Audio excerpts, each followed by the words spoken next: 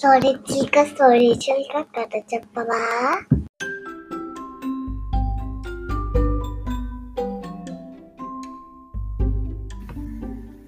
అనగనగా బుర్రిపాలెం అని ఒక ఊరుంది. ఆ ఊర్లో జమీందార్ గారి దగ్గర చాలా మంది పనివాళ్ళు ఉండేవారు. వాళ్ళల్లో సోములు కూడా ఒకడు.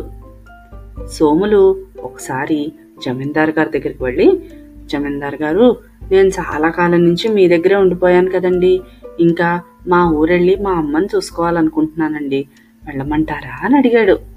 దానికి జమీందార్ గారు, నువ్వు చాలా నమ్మకమైన పనివాడురా సోములు, నువ్వు వెళ్ళిపోతావంటే కొంచెం బాధగానే ఉంది, కానీ అమ్మ దగ్గరికి వెళ్తానంటున్నావు కదా, ఒక్క నిమిషం ఉండు అని లోపలికి వెళ్ళి వాడి తలకాయ ఎంత పెద్దదో అంత పెద్ద బంగారు దిమ్మ తీసుకొచ్చి ఇచ్చారు. ఇదిగో, ఈ బంగారం నీకోసమే, నీ అంత మంచి నమ్మకమైన పనివాడు ఎక్కడున్నా హాయిగా ఉండాలి, వెళ్ళిరారా సోములు అంటూ సోముల్ని పంపించేశారు. సోములు ఆ బంగారు దిమ్మని ఒక సంచిలో పెట్టుకుని తన తల మీద మోసుకుంటూ ఇంటికి వెళ్తున్నాడు. ఇంటికి వెళ్ళాలంటే చాలా దూరం నడవాలి, వేరే ఊరు దాకా వెళ్ళాలన్నమాట. కొంత దూరం నడిచిన సోములకి చాలా అలసటగా అనిపించింది. ఎంత బంగారం అయినా కూడా చాలా బరువుగా ఉంది, పైగా నడుచుకుంటూ వెళ్ళాలి అనుకుంటూ సోములు బంగారం బరువు మోస్తూ నడుస్తున్నాడు. అంతలోపు అతనికి బాగా దాహం వేసింది. సరే కదా అని ఆ పక్కనున్న చెరువు దగ్గరికి వెళ్ళాడు. అదే చెరువు దగ్గరికి ఒక అతను వేగంగా పరిగెడుతున్న గుర్రం మీద వచ్చాడు.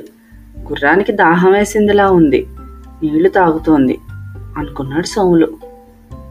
మీరు ఏదైనా ఊరెళ్తున్నారా?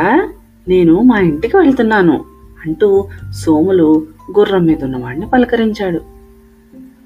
అవును, మాది ఈ ఊరే, దూరం ఊరు నుంచి ఇక్కడికి వస్తున్నాను. సరే, మీ ఊరు వెళ్తానంటున్నావు కదా, ఎలా వెళ్తావు? నడిచే వెళ్తావా ఆ మూటను మోసుకుంటూ అని అడిగాడు గుర్రం మీద వచ్చిన ఆయన. తనకి సోములు, అవును, ఈ మూట చూస్తే చాలా బరువుగా ఉంది, బంగారం అయితే మాత్రం బరువేగా, చక్కగా మీలా గుర్రమే వెళ్ళిపోతే ఎంత బాగుంటుందో అన్నాడు. నీకు కావాలంటే నా గుర్రం నీకు ఇచ్చేస్తాను, మరి నువ్వు నాకేమిస్తావు అని అడిగాడు ఆ గుర్రం మీద ఆయన. ఇదిగో, కావాలంటే ఈ బంగారం ఇచ్చేస్తాను, కానీ చాలా బరువుగా ఉంది, మోసుకుంటూ వెళ్లాల్సి వస్తుంది, మరి పర్వాలేదా అని అడిగాడు సోములు. సరేలే, గుర్రం కావాలిగా నీకు, ఇదిగో ఈ గుర్రం నువ్వు తీసుకో, నేను ఆ బంగారం తీసుకుంటాను అంటూ గుర్రం ఇచ్చేశాడు సోములకి. నిజానికి గుర్రం విలువ కంటే బంగారం విలువ చాలా ఎక్కువ. ఆ విషయం తెలియని సోములు, ఆహా, గుర్రం దొరికింది అని సంబరపడుతున్నాడు. అంతలోపు ఆ వ్యక్తి వెళ్ళిపోతూ, గుర్రాన్ని గాని వేగంగా పరిగెట్టించాలంటే ట్రర్ అని చప్పుడు చెయ్యి, ఇంకా వేగంగా వెళ్తుంది, సరేనా అని చెప్పి వెళ్ళిపోయాడు.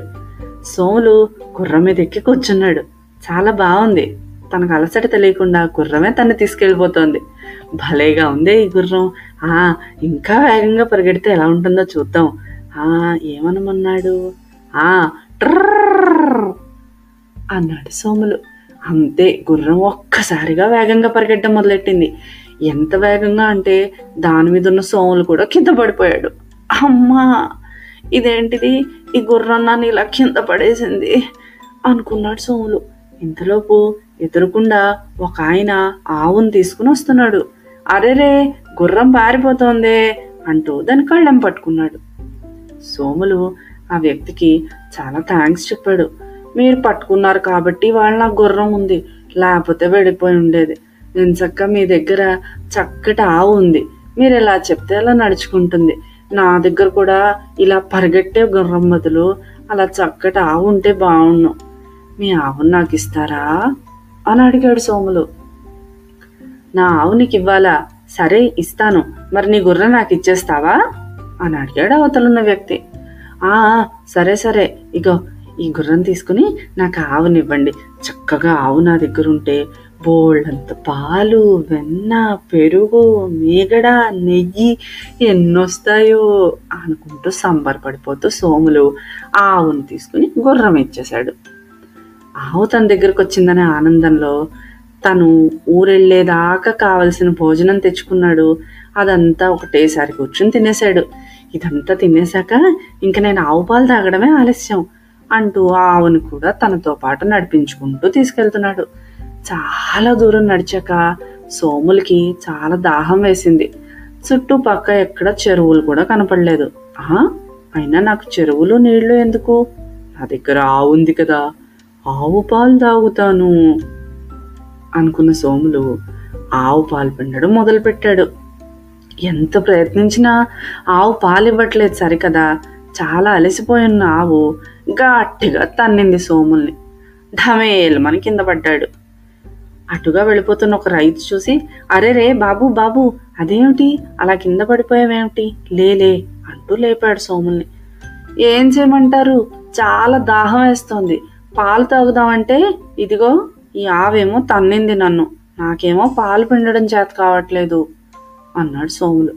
ఆ రైతు చూసి, అయ్యో ఈ ముసలిదైపోయిందయ్యా ఈ ఆవుకి పక్కన దూడ లేకపోతే పాలు ఇవ్వదు. ఈ ఆవుని వ్యవసాయానికి వాడుకోవాలి, నాలాంటి రైతుకైతే పనికొస్తుంది, నీలాంటి వాడు ఏం చేసుకుంటావు ఈ ఆవుని అన్నాడు రైతు. అవునా, నీ దగ్గరున్న మేకపోతు చాలా బాగుంది, అది పాలిస్తుందా అడిగాడు సోములు. ఆహా, చక్కగా ఇస్తుంది పాలు, పైగా మేకపాలు ఆరోగ్యానికి మంచివి కూడాను. సరే ఏం చేస్తాం, నీకు కావాలంటే పాలిచ్చే నా మేకను తీసేసుకో, పాలివ్వని ఆవుని నేను తీసుకుంటాలే అన్నాడు జాలి పడుతున్నట్టుగా. చాలా మంచి ఆలోచన, చాలా చాలా ధన్యవాదాలు, మీరు కాబట్టి నాకు ఇవాళ సహాయం చేశారు, ఇదిగో ఈ ఆవుని మీరు తీసేసుకుని మీ మేకను నాకు ఇచ్చేయండి అంటూ ఆవు కంటే విలువ తక్కువైన మేకను తెచ్చుకున్నాడు సోములు. సరే మేకని చంకనేసుకుని హ్యాపీగా ఇంటికి వెళ్తున్నాడు. ఈ మేకని మా అమ్మ చూసి ఎంత సంతోషిస్తుందో. మేకకి ప్రత్యేకంగా నేనేమి ఆహారం కూడా పెట్టక్కర్లే, ఇంటి బయట ఉన్న గడ్డి తింటూ హాయిగా ఉంటుంది, ఎంత మంచి పని చేశానో, ఎంత బాగా చేశానో అని తన్ని తనే మెచ్చుకుంటూ నడుస్తున్నాడు. నడుస్తున్న సోములకి ఎదురుకుండా ఒక చిన్న కుర్రాడు కోడి పెట్టని పట్టుకుని వస్తూ కనిపించాడు. అరే, నీ చేతిలో ఉన్న మేక ఎక్కడో చూసిన మేకలా ఉందే అన్నాడు. అంటే సోములు, అదా ఇందాక ఒక అతను వెళ్తుంటే నా ఆవునిచ్చేసి మేకను తీసుకున్నాను నేనే అన్నాడు.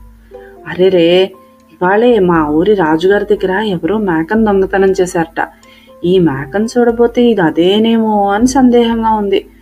సరే నువ్వు అసలే ఊరువాడివి కాదు, కావాలంటే నా కోడిని తీసేసుకో, నీ మేకని నేను తీసుకుని ఎలాగో అలా దాన్ని మళ్ళీ రాజుగారికి అప్పచెప్పేస్తాలే అన్నాడు. అమ్మయ్యో రాజుగారే, ఇంకా నయ్యో నువ్వు వచ్చి నాకు సహాయం చేసావు కాబట్టి సరిపోయింది, ఇదిగో ఈ మేకను తీసేసుకుని ఆ కోడిని నాకు ఇచ్చేసేవా అంటూ ఈ మేకని ఇచ్చేసి మన సోములు కోడిని తీసుకున్నాడు. సోములు చాలా అమాయకుడు కదా, ఎవరేం చెప్పినా నమ్మేస్తాడు. ఆ కోడిని పట్టుకుని అలా వెళ్తున్న సోములకి ఎదురుకుండా చాకులు కత్తులు అన్ని పదును పెట్టేవాడు కనిపించాడు. వాడు కూర్చున్నప్పుడు నించున్నప్పుడు జేబులో ఉన్న చిల్లర వల్ల గల్లు గల్లుమంటూ చప్పుడవుతోంది. అదే చూస్తున్న సోములు అతని దగ్గరికి వెళ్ళాడు. నువ్వు చాలా అదృష్టవంతుడివి కదూ కత్తులు అమ్ముకునే ఆయన, నువ్వు కత్తులు పదును పెట్టినందుకు నీకు బోళ్ళంత డబ్బులు ఇస్తారే, నువ్వు కూర్చున్నప్పుడు నించున్నప్పుడు కూడా నీ జేబులో భలే చప్పుడవుతోంది అన్నాడు. అదెందుకు అడుగుతావులే, బోల్డ్ డబ్బులు వస్తాయి నాకు. అది సరే గాని నీ చేతిలో ఉన్న కోడిపిట్ట చాలా బాగుందే, ఎక్కడ కొనుక్కున్నావు అని అడిగాడు కత్తులు పదును పెట్టి ఆయన. అప్పుడు సోములు అతనికి ఇలా చెప్పుకొచ్చాడు. అదా, నేను ఒక జమీందారు గారి దగ్గర పనిచేసేవాడిని. ఆ జమీందారు గారు నా పనికి మెచ్చుకుని నాకు బంగారం ఇచ్చారు. ఇదిగో నా తలంత పెద్ద బంగారం, కానీ అది చాలా బరువుగా ఉంది. ఇంతలోపు ఒక ఆయన గుర్రం మీద వస్తుంటే ఈ బంగారం ఆయనకి ఇచ్చేసి నేను ఆ గుర్రాన్ని తెచ్చుకున్నాను. ఆ గుర్రాన్ని తీసుకుని నేను వెళ్తూ ఉంటే ఆ గుర్రం వేగంగా పరిగెట్టి నన్ను కింద పడేసింది. అటుగా వస్తున్న ఆవులు అమ్ముకునే ఆయన దగ్గర ఆవును తీసుకుని ఆ గుర్రాన్ని ఇచ్చేశాను. ఈ ఆవును తీసుకుని వస్తూ ఉంటే ఆ ఆవు ముసలిది పాలు ఇవ్వదని తెలిసింది. అందుకే పాలిచ్చే మేకను తీసుకుని ఈ ఆవుని ఇచ్చేశాను. పాలిచ్చే మేకను తీసుకుని వస్తుంటే అది రాజుగారి మేకట. అందుకే ఆ మేకని ఇచ్చేసి ఇదిగో ఈ కోడి పెట్టని తెచ్చుకున్నాను. నేను చాలా తెలివైన వాడిని కదూ అన్నాడు. చాలా తెలివైన వాడివే, చాలా పెద్ద పెద్ద వాటిని ఇచ్చి చాలా మంచి మంచి వాటిని తెచ్చుకున్నావులే.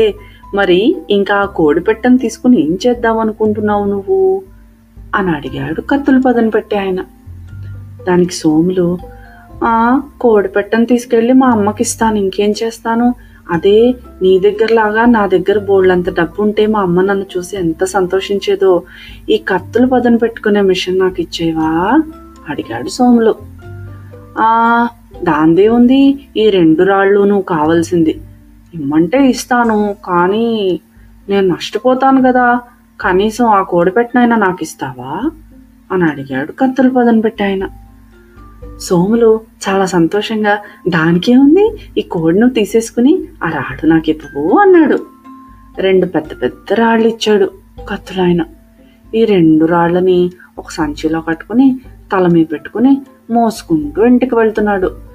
చాలా దూరం నడిచిన సోములు అప్పటికే చాలా అలసిపోయాడు.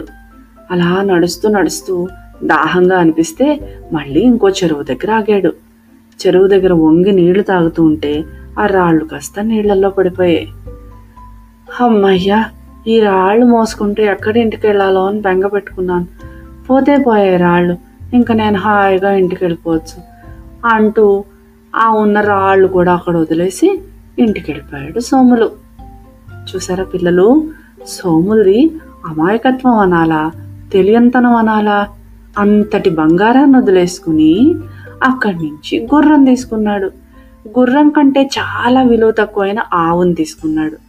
ఆవును వదిలేసి మేకని తీసుకున్నాడు. మేక కంటే చాలా చిన్నదైన కోడిని తీసుకున్నాడు. కోడిని కూడా ఇచ్చేసి మళ్ళీ బరువైన రాళ్ళు తీసుకున్నాడు.